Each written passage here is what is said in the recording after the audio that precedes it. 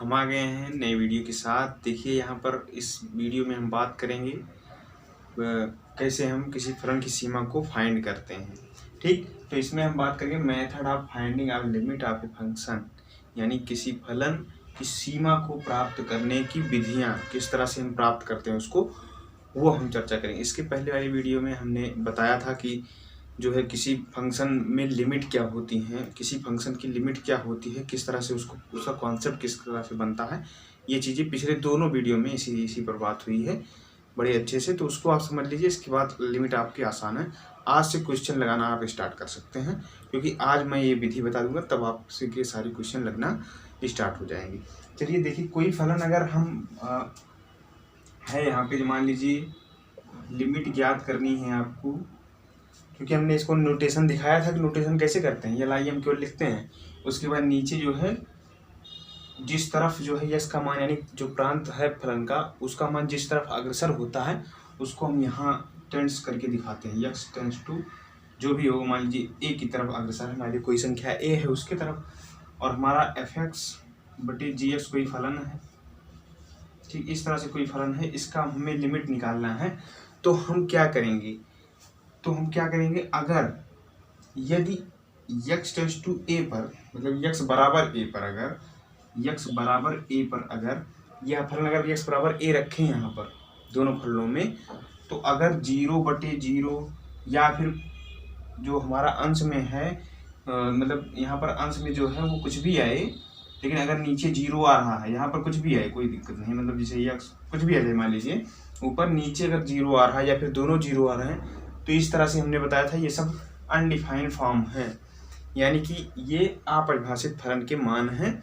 तो इस तरह से जब आएगा तो हम उसका फलन का लिमिट मतलब डायरेक्ट रख करके मान नहीं निकाल सकते।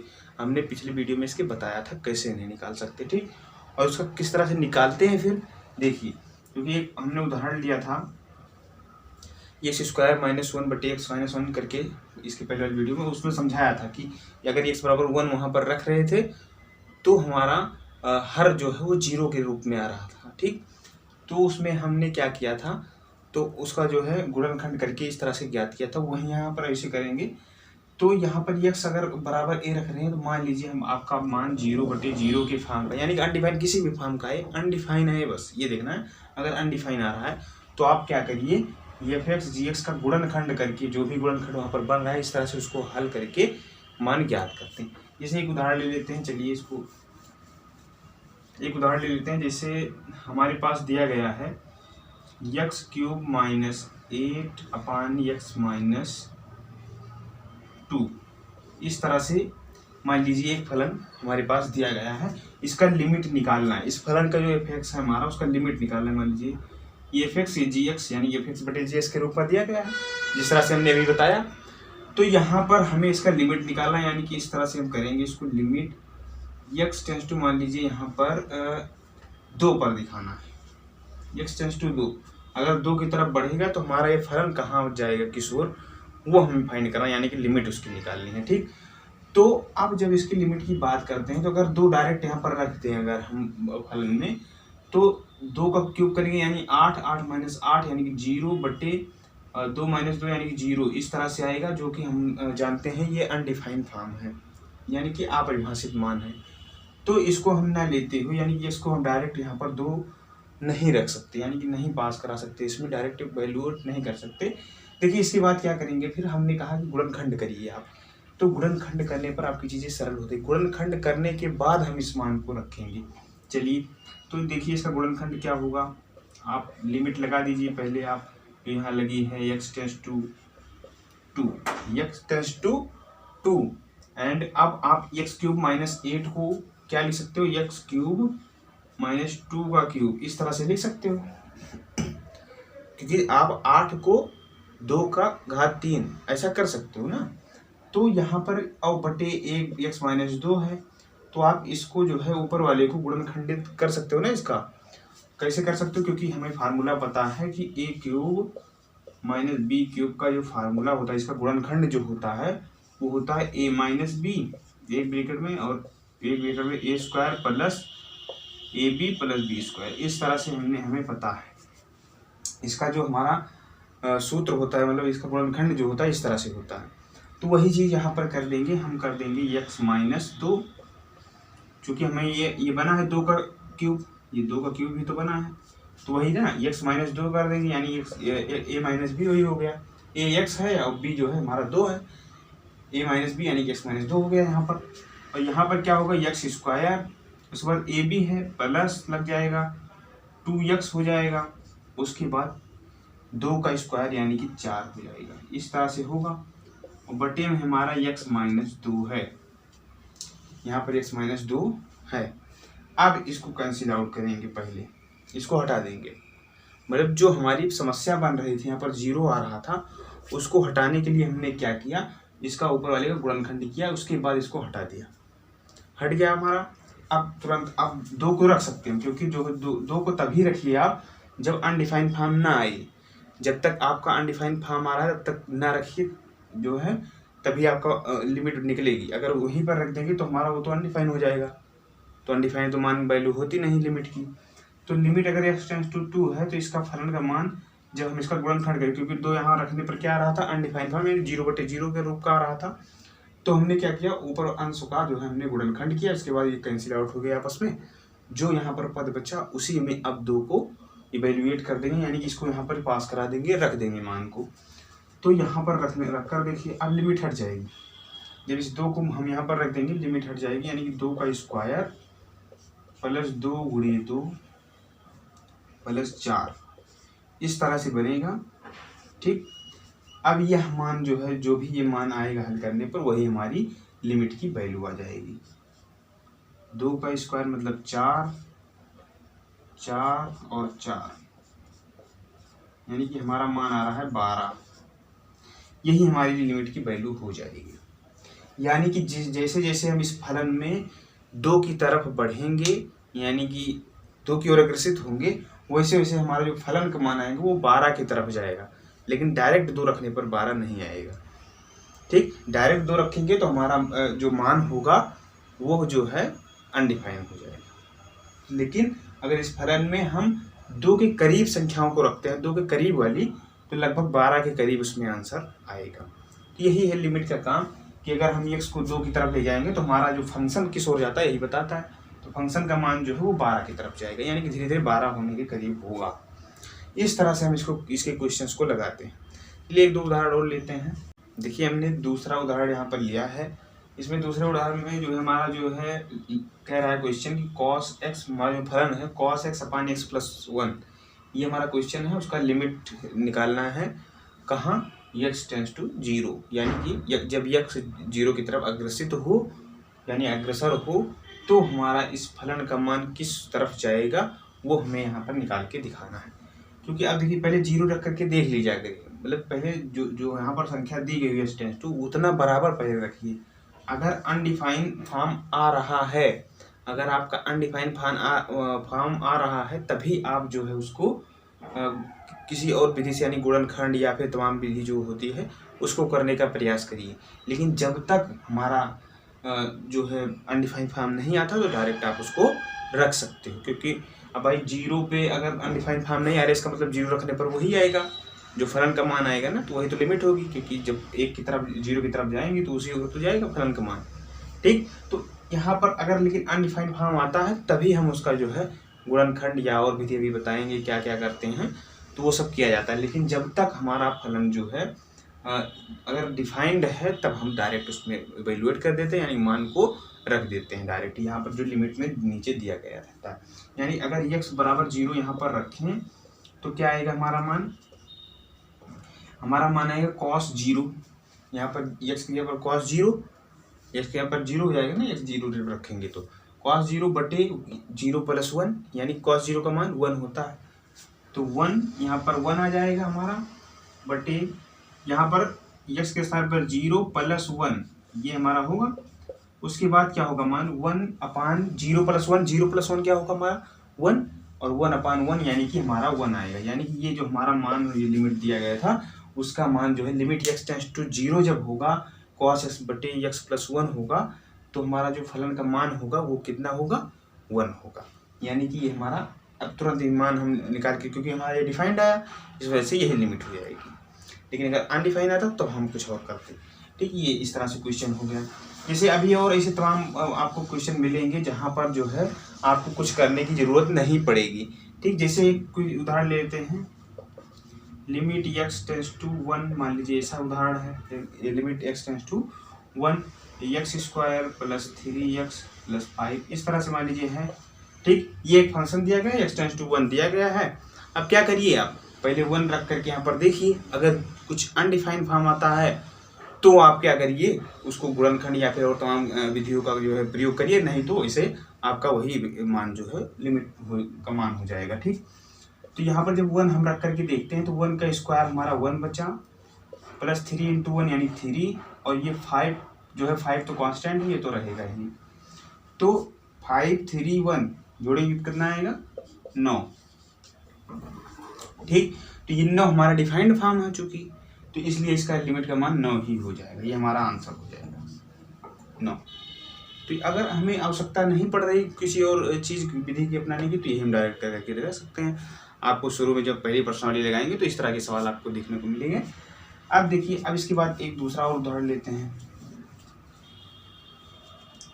जैसे अब आपके पास ऐसे तमाम क्वेश्चन आ सकते हैं, जैसे लिमिट x टेंस टू 0, नहीं इनफाइनाइट ले लेते हैं, इनफाइनाइट 1/x स्क्वायर, इस तरह से ये हमारा मान लीजिए है फलन। Limit x tends to infinite 1/x square, तो आपको मैंने बताया था कि जब यहाँ पर x स्क्वायर नहीं था, जब 1/x था लिमिट में, हमने जब शुरू में सबसे पहला उदाहरण इसी को हमने बताया, जब इस चैप्टर को शुरू किया था पहले वीडियो में, सबसे पहले इसी को बताया था। जब x 1/x जो है का लिमिट जो है लिमिट निकालते हैं उसकी x टेंस टू इनफाइनाइट पर, तो क्या आता था, 0 आता था। क्योंकि जैसे जैसे हम लिमिट में x जो है ना अनंत की ओर जाएंगे, जितना बड़ा मान हर मिलेंगे, 1 हर जितना बड़ा होगा उतना ही उस फलन का मान ही छोटा ही होगा। तो यहाँ पर अनंत जब जाएंगे लगभग हमारा 0 के बराबर हो जा रहा था, इसलिए जो ये मान था हमारा कितना होगा, 0। तो उसी प्रकार यहाँ भी उसी तरह होगा। हम इसको डायरेक्ट यहाँ पर रख सकते हैं, क्योंकि 1/इनफाइनाइट हम जानते हैं ये अनडिफाइंड नहीं, ये डिफाइंड है। ये हमारा 1/इनफाइनाइट ये हमारा डिफाइंड है, क्योंकि 1/डिफाइंड भाई अनडिफाइंड मान को जैसे 1/1 को भाग करिए अनंत बार, कोई आपको एक जो है शेप दे दे, उसको अनंत भागों में जब बांटेंगे उसको अनंत भागों में, तो एक भाग कितना आएगा, लगभग 0 के बराबर, क्योंकि अनंत बहुत बड़ी संख्या है। अनंत जिसका अंत ही नहीं, मतलब काटते जाइए उसको, काटते जाइए आखिर में वो 0 के बराबर ही बचेगा। ठीक, तो इसीलिए 1/इनफाइनाइट को हम 0 के रूप में मानते हैं, इसलिए इसको तो डायरेक्ट हम रख देते हैं मान में। और 1/इनफाइनाइट का स्क्वायर, इनफाइनाइट का स्क्वायर यानी कि इनफाइनाइट, तो 1/इनफाइनाइट ये हमारा क्या हो जाएगा, 0, यानी कि इस लिमिट का जो मान आएगा वो हमारा 0 होगा। ठीक, चलिए अब इसके बाद देखिए, इसमें एक विधि और होती है हल करने की इसी। ठीक, अगर हम, चलिए ये तो मान हो गया हमारा, लेकिन अगर हम जैसे पहले सवाल पर चले, अभी जो हमने बताया था उसमें अगर चलें, हमने लिया था,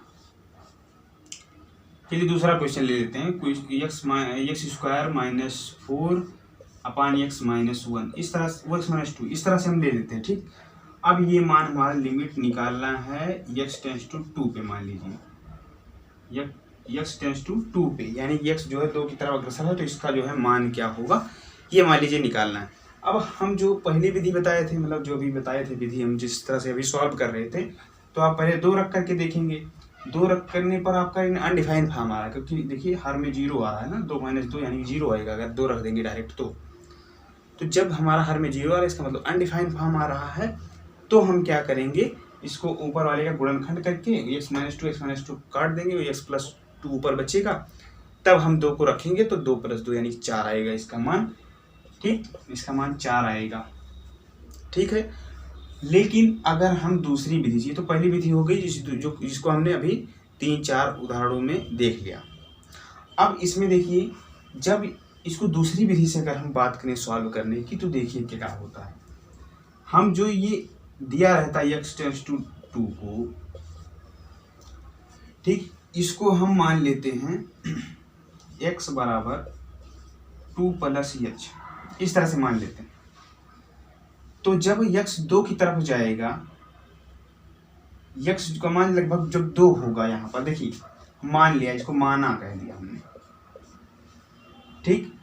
यक्स टेंस टू 2, इसको हमने मान लिया, माना यक्स बराबर 2 प्लस एच, 2 माइनस एच भी मान सकते हो, जो भी आपको मानो, 2 प्लस एच या फिर 2 माइनस एच। एच का मतलब बहुत छोटी संख्या, बहुत छोटी संख्या, यानी 2 प्लस एच का मतलब हुआ कि 2 से थोड़ी ही बड़ी संख्या है, यानी लगभग 2 के करीब है वो।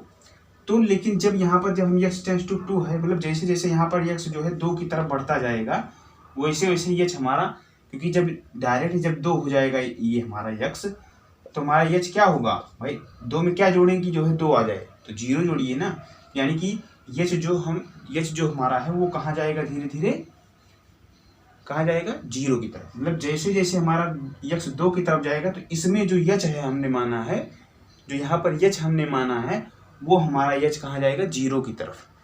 सोचिए थोड़ा, देखिए यहाँ पर जैसे यक्स टेंस टू 2 है, यानी कि यक्स का मान क्या है, 2 की तरफ अग्रसर है, यानी कि 2 की तरफ लगभग हम पहुँच रहे हैं। हमने मान लिया कि यक्स बराबर 2 प्लस एच, 2 प्लस एच, यच कोई हम कांस्टेंट माने हैं, यच कोई कांस्टेंट संख्या है। तो यक्स बराबर 2 प्लस एच का मतलब हुआ कि यक्स जब जैसे जैसे 2 की तरफ जा रहा है, यच वैसे वैसे हमारा 0 की तरफ जाएगा, ठीक। इसको हमने अब जब बताया था अभी थ्योरम, जो कल इसके लास्ट में बताया था कल वाली वीडियो के, तो उसमें भी हमने इसकी चर्चा की थी एच की, कि अगर ये हमारा यक्स टेंस टू 2 होगा, तो अगर इसको इस तरह से ए प्लस एच मान लेंगे, अब ये 2 की तरह ए माने थे, तो हमारा यक्स टेंस टू 0 हो जाएगा, इस तरह से हमने वहाँ पर बताया था। तो वही चीज़ यहाँ पर अगर हम मान लेंगे यक्स बराबर 2 प्लस एच, ये दूसरी मेथड है हमारा इसको लगाने का, इसको हल करने का दूसरा मेथड हम बता रहे हैं। इसमें गुणनखंड करते थे, इसमें गुणनखंड करने की कोई आवश्यकता नहीं पड़ेगी, इसीलिए इसको जो है इस विधि को बता रहे हैं। यक्स बराबर 2 प्लस एच हमने मान लिया, ठीक। अब यहाँ पर इसके हिसाब से यक्स टेंस टू 0 होगा, जब यक्स टेंस टू 2 होगा तब। देखिए यहाँ पर जैसे जैसे यक्स जो यहाँ हमारा है, वो जैसे जैसे 2 की तरफ बढ़ेगा, वैसे वैसे हमारा यक्स जो है 0 होता जाएगा। कैसे होता जाएगा, देखिए इस तरह से, क्योंकि यहाँ पर जैसे जैसे हम 2 की तरफ वैल्यू रखेंगे, मान लीजिए 1.9 रखा, 1.9 रखा, तो हमारा एच क्या होगा, छोटा हो जाएगा ना, 2 घटेगा भाई, 2 में से घटेगा, तो एच क्या होगा, माइनस में कुछ 0.1 आएगा, यानी वो बहुत छोटा होगा। तो जैसे जैसे हम यक्स को जो है 2 की तरफ बढ़ाएंगे, वैसे वैसे हमारा एच क्या होता जाएगा, 0, क्योंकि डायरेक्ट 2 रखने पर हमारा एच 0 ही आ रहा है ना। तो इस तरह से ये होगा। तो हम यक्स के स्थान पर यहाँ पर जो है 2 प्लस एच रख देंगे, और जो यक्स टेंस टू हमारा 2 है, वो वहाँ पर क्या आ जाएगा, ये आ जाएगा, क्योंकि इसके हिसाब से जब हम यक्स को 2 की तरफ जा रहे हैं, तो यच हमारा कहाँ जा रहा है, 0 की तरफ। कैसे जाया ये तो हमने समझाया अभी, ठीक। तो यही करिए, आपकी लिमिट यहाँ यच टेंस टू 0 हो जाएगा, जो यहाँ पर जब हम यहाँ पर यच रखेंगे, तो हमारा यच टेंस टू 0 हो जाएगा, क्योंकि हम अब इसको मान सकते हैं, जब यहाँ पर जब ये कर सकते हैं, पहले माना यक्स बराबर 2 प्लस एच, तो जब यक्स टेंस टू 2 होगा तब यच टेंस टू 0, यानी कि जहाँ पर यक्स 2 की तरफ जाएगा, तो यच कहाँ जाएगा, 0 की तरफ, यानी कि जहाँ यक्स टेंस टू 2 है, वहाँ हम यच टेंस टू 0 रख सकते हैं, यानी कि इस तरह से।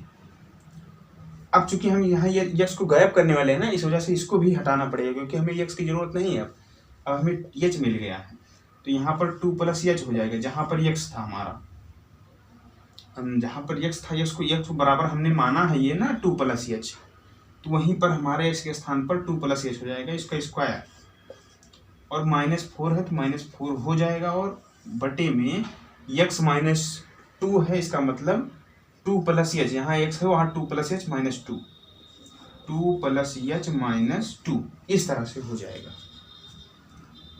दो हमारा यहाँ से कैंसिल आउट हो जाएगा, केवल एच बचेगा, एच टेंस टू 0 है, इसको ध्यान रखिए, और एच नीचे केवल बचा है, और ऊपर वाला हम ब्रैकेट को ओपन कर सकते हैं। तो हमारा जो बनेगा बाद में, लिमिट एच टेंस टू 0 है हमारा, ये तो हमें पता है एच टेंस टू 0 है। अब इसको हम ब्रैकेट को ओपन कर देते हैं, 2 दूनी 4 प्लस, यानी कि a प्लस बी का होल स्क्वायर के रूप में खुलेगा, 4 प्लस एच का स्क्वायर प्लस 2 दूनी 4h, मतलब कि 2ab ना, इस तरह से 2ab मतलब 4h -4 बटे एच, ऐसा आया, ये 4 से 4 कट गया। देखिए अभी हम एच बराबर, देखिए एच टेंड्स टू 0 है, इसका मतलब एच हमें 0 रखना चाहिए इस फलन में। तो अभी अगर हम एच रख देंगे यहाँ पर, तो यहाँ पर हर में देखिए डायरेक्ट एच ही तो है, यहाँ एच में हर में 0 हो जाएगा। तो हर में 0 तो लाना नहीं है क्योंकि वो अनडिफाइंड फॉर्म बन जाएगा। तो क्या करेंगे हम, एच देखिए ऊपर एच स्क्वायर प्लस 4h दिख रहा है आपको, एच स्क्वायर प्लस 4h दिख रहा है, और ये सब सारे कैंसिल हो गए, +4 -4 तो कट गया और नीचे केवल एच बच रहा है। तो यहाँ से अगर एच हम कॉमन लें, एच कॉमन लें तो हमारा बचेगा एच प्लस 4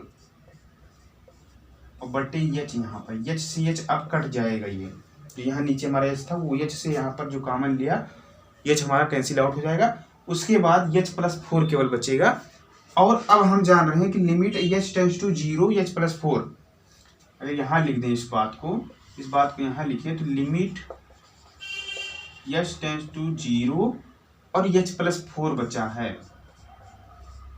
एच प्लस 4 बचा है अब ना, यही तो बचा। अब 0 अगर हम रखें तो क्या होगा, हमारा मान आ सकता है ना। अब 0 रखते हैं तो 0 प्लस 4 यानी कि 4 आएगा। तो अब हम रख सकते हैं बिल्कुल, जब हम लायक हो जाएंगे, हाँ अब हमारा अनडिफाइंड नहीं आ रहा है, तो हम इस मान को हम उसमें रख सकते हैं ना। इसीलिए हमने यहाँ पर कॉमन लेकर के एच को काटा, क्योंकि वो एच जब तक था तब तक वहाँ पर अनडिफाइंड फॉर्म आ रहा था। अब एच को हमने 0 किया तो 0 प्लस 4 यानी कि 4 आ गया। देखिए यहाँ से भी तो आंसर हमारा 4 ही आ रहा था ना, और यहाँ से देखिए जब हमने उस विधि से लगाया था, यहाँ पर 4 हमने लिखा, 4 ही आ रहा था। तो दोनों विधियों में जो भी अच्छा लगे आपको वो उस तरह से आप लगा सकते हैं, जो भी आसान लगे, जो भी आपको समझ में आए अच्छे से। बाकी विधियाँ तो दोनों सही हैं और दोनों परफेक्ट हैं और दोनों सरल भी हैं, ये भी बात है, दोनों सरल हैं। आप जो मन करे वो लगाइए, ठीक। लेकिन ऐसे कुछ सवाल होते हैं जिसमें केवल ये विधि काम में आती है। जिससे किसी संख्या का हम गुणनखंड नहीं कर सकते मान लीजिए, तो वहाँ पर ये फॉर्म हम लगाते हैं, जो एच मानने वाला। तो कैसे मानते हैं, हमने यहाँ पर जो इसके पहले वाले वीडियो में हमने लास्ट में बताया था एक प्रमेय, यदि कोई संख्या x टेंड्स टू 0 है, मतलब x टेंड्स टू कुछ भी है, a b c d, मतलब कोई संख्या यहाँ पर है अगर, और यहाँ पर अनडिफाइंड फॉर्म आ रहा है, मतलब डायरेक्ट पास नहीं करा सकते, तभी मानिए जब डायरेक्ट हमारा मान आ ही जा रहा है, मतलब अनडिफाइंड नहीं प्राप्त हो रहा है, तो हम डायरेक्ट पास करा कर रख सकते हैं, कुछ भी हो तो मान आ जाएगा। लेकिन अगर अनडिफाइंड फॉर्म आ रहा है और उसका मान हम गुणनखंड भी नहीं आ रहा है, तो हम क्या करेंगे, उस यक्स को जो भी चर होगा, यहाँ पर चर पद होगा, जो भी चर पद होगा यक्स, उसको हम मान लेंगे 2 प्लस एच या 2 माइनस एच, कुछ भी आप मान लीजिए, दोनों का सेम ही आएगा। तो 2 माइनस एच हम मान लेंगे या फिर 2 प्लस एच मान लेंगे, ठीक। तो जब जैसे जैसे हमारा यक्स जो है 2 की तरफ अग्रसर होगा, वैसे वैसे हमारा यक्स क्या होगा, वो 0 की तरफ अग्रसर, क्योंकि जहाँ पर x टेंड्स टू 2 दिया रहेगा, तो वही हमारा 0 क्या होगा, 0 की तरफ। यानी जैसे जैसे हमारा ये x के स्थान पर 2 होता जाएगा, वैसे वैसे x जो है वो 0 होता जाएगा, ठीक। यही तो हमारा, देखिए यहाँ पर जैसे जैसे 2 होता जाएगा, वैसे 2 के बराबर 2 होता जाएगा, यानी यहाँ x जो है वो 0 हो जाएगा, ठीक। तो यहाँ पर x टेंड्स टू 0 हमने इसीलिए लिख दिया, यानी इसके स्थान पर हम ये लिख सकते हैं जब यहाँ पर h ले आए, तो यानी कि x के स्थान पर 2 प्लस एच है, 2 प्लस h यहाँ पर रखा, उसके बाद सॉल्व किया, और यहाँ पर देखिए गुण इसका a प्लस बी के होल स्क्वायर से रूप से खोला, इसके बाद 4 को कैंसिल आउट किया, नीचे h बच रहा था हमारा, h को हमने ऊपर से h कॉमन लेकर के काट दिया, उसके बाद h प्लस 4 बच रहा था। अब हमारा मान डिफाइंड है, तो हमने 0 को वहीं पर रख दिया मान को फलन में, और हमारा जो है आंसर हमने अपना प्राप्त कर लिया, यानी 4 हमारा फाइनल आंसर आ गया। इस तरह से आप सॉल्व कर सकते हैं, दोनों विधियों से किसी भी विधि से हल करिए, आंसर सेम आने वाला है, ठीक। तो लेकिन अब ये ध्यान इसमें ये देना है हमको कि जब तक हमारी वैल्यू अनडिफाइंड ना हो तब तक केवल उसमें मान रख दीजिए, मतलब जब तक अनडिफाइंड ना हो। जैसे यहाँ पर अनडिफाइंड फॉर्म प्राप्त हो रहा था, यानी 0/0 या फिर 1/0 या अनंत गुणन, इस तरह से जब मान आएंगे अनडिफाइंड फॉर्म, तभी हमें ये विधि अपनानी है, वरना वो डायरेक्ट हम रख सकते हैं, ठीक। तभी हमें गुणनखंड के बारे में या तमाम चीज़ों के बारे में सोचना है। जब तक हमारा मान वैसे रखने पर आ रहा था, जैसे भी 2-3 उदाहरण हमने लेकर के दिखाया, जो वैसे रख करके आ रहा, तो कोई छेड़खानी इसमें करने की आवश्यकता नहीं है, तुरंत आप मान रखिए और लिमिट को प्राप्त कर लीजिए। तो इस तरह से हमारा ये सवाल हुआ। चलते हैं एक दो सवाल और ले लेते हैं।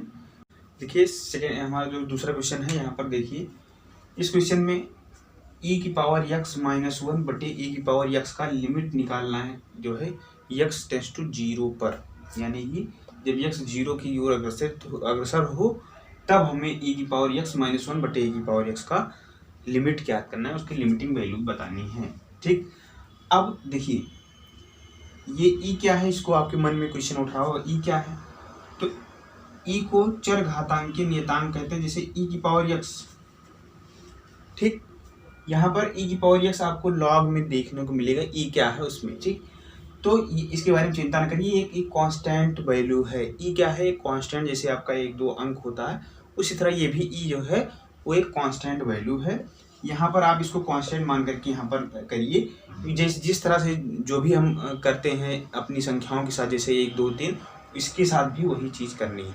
यानी जैसे हमारा एक की घात 0 होती थी तो क्या होता था, इसमें 1 की घात या 2 की घात 0 सबका मान 1 आता था। 5 की घात 0 हो उसका मान भी हमारा जो, जैसे किसी भी संख्या का घात 0 हो तो क्या आता था, 1 ही आती थी। किसी की घात 0 कर दो वो उसका मान 1 आएगा। इस तरह से हमने पढ़ा है, तो वही चीज़ इसमें होगी। जब हम यहाँ पर 0 पास कराने की कोशिश करेंगे, यानी जब 0 इसमें रखने की कोशिश करेंगे तो e की घात 0, यहाँ पर e की घात 0 होगी। जो e है हमारी e और घात 0 माइनस 1 बटे e की घात 0, जो हमने x बराबर 0 रखा तब। ठीक, e की घात 0 माइनस 1 बटे 1 घात 0, e की घात 0 क्योंकि इसका मान हमें पता है 1 होगा, क्योंकि कांस्टेंट की घात 0 होगी तो उसका मान 1 होता है। कुछ भी हो कांस्टेंट में, कुछ भी हो उससे कोई मतलब नहीं, बस उसकी घात 0 हो तो उसका मान जो है वो 1 होगा। तो यहाँ पर 1 आ जाएगा, 1 माइनस 1 बटे इसका मान 1 होगा, ए की घात 0 का मान 1 होगा।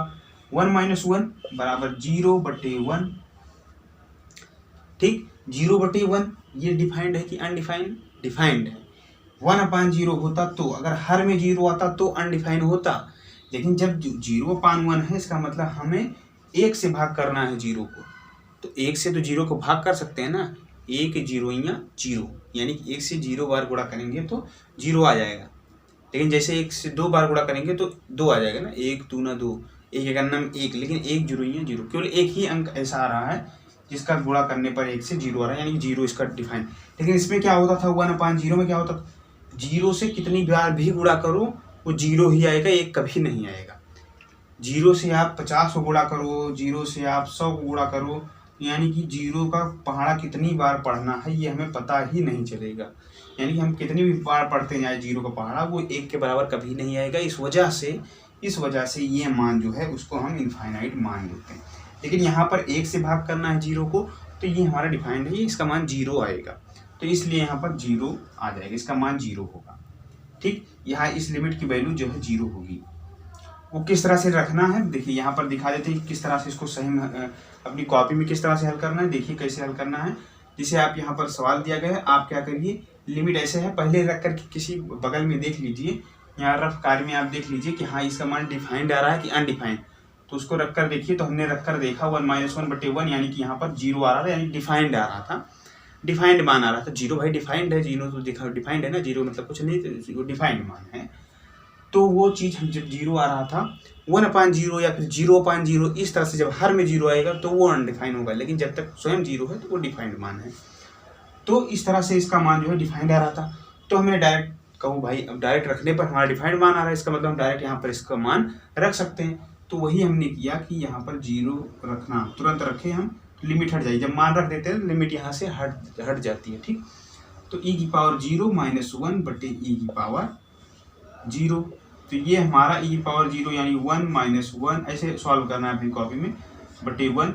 अब यहाँ पर आगे लिखना है 1 माइनस 1 यानी कि 0 बटे 0, अब 1 माइनस 1 यानी मतलब 0 बटे 1 यानी कि 0, ये हमारा फाइनल आंसर होगा। यानी कि हमारे लिमिट e की पावर x माइनस 1 अपान e की पावर x, इसका मान जब x टेंड्स टू 0 हो तब उसका मान जो है 0 होता है। ठीक, मतलब जैसे जैसे हम 0 की तरफ बढ़ेंगे इसका मान भी 0 की तरफ बढ़ता जाएगा, इसका मतलब यही हुआ।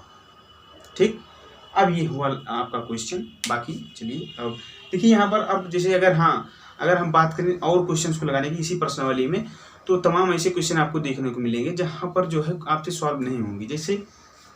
जैसे यहाँ पर देखिए, अगर हमें मिल गया, जहाँ मान लीजिए यहाँ पर मिल गया log x अपान x -1 इस तरह से मान लीजिए इसे मिल गया, ये लिमिट x टेंड्स टू 0 कह रहा है, इस तरह से मान लीजिए मिल गया, x टेंड्स टू 0 कह रहा है, सॉरी x टेंड्स टू 1 कह रहा है, मान लीजिए 0 तो निकल जाएगा, लेकिन x टेंड्स टू 0 अगर कह रहा है 1 कह रहा है, x टेंड्स टू 1 कह रहा है, तो 1 यहाँ पर जब रखेंगे यहाँ, तो यहाँ पर log 1 उसके बाद बटे 1 - 1 यानी कि 0 हमारा हर में क्या आ रहा है 0, log 1 का मान भी 0 होता, तो यहाँ पर जब 0 आ रहा है नीचे हर में क्या है हमारा 0, इसका मतलब हुआ कि ये हमारा मान क्या है अनडिफाइंड है। तो इसे कैसे सॉल्व करेंगे, क्योंकि अब देखिए अब यहाँ पर आपको जो है गुणनखंड ना तो ये log x का गुणनखंड आता है ना कुछ उसको कर सकते हैं आप, ठीक। तो यहाँ पर इसको सॉल्व करने में थोड़ी सी दिक्कत होगी, अभी के लिए आज नहीं बताएंगे, इसको अगली वीडियो में, इसके बाद वाली वीडियो में बताएंगे। अब अभी इसको सॉल्व करने की जो भी हमने विधि बताई है उससे जो सॉल्व होते हैं क्वेश्चन उसको लगाइए। ये सब क्वेश्चन जो प्रसार वाले हैं, अभी आप देखिए आप पढ़ेंगे प्रसार संख्याओं को, log x का प्रसार, sin x का, tan x का, 1 + x की घात n का, x की पावर m - a की पावर m, इस तरह से क्वेश्चंस का जो है प्रसार देखेंगे, उसका जो गुणनखंड सही में क्या होता है वो चीज़ देखेंगे, तो उससे ये सवाल लगने वाला है, ठीक। तो उसको जो है हम अगले वीडियो में बताएंगे आपको।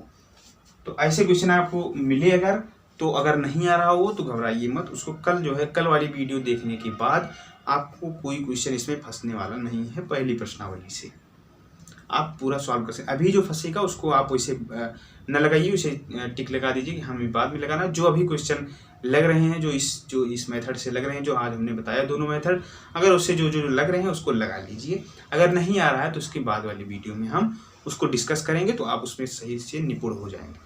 चलिए मिलते हैं अगले वीडियो में, तब तक के लिए बाय।